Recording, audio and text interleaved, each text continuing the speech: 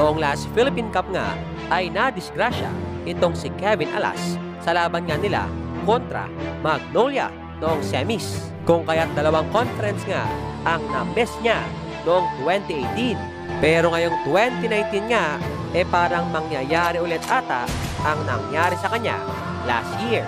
Kaya naman sa ating video, mga kabiboy, ay atin nga po pag-uusapan yan. Pero kung bago ka pa lang sa akin channel, ay huwag mo kalimutang mag-subscribe.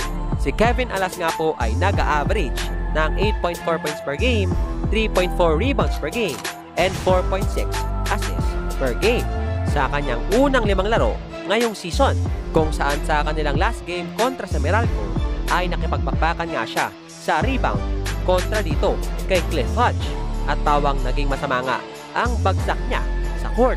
Kaya naman ang tanong, kung ano na nga bang balita sa kanya after ng kanyang masamang bagsak.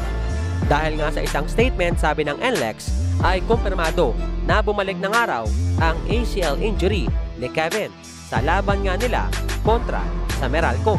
Kaya naman mawawala ulit siya ng ilang mga buwan para nga sa kanyang surgery at mga therapies.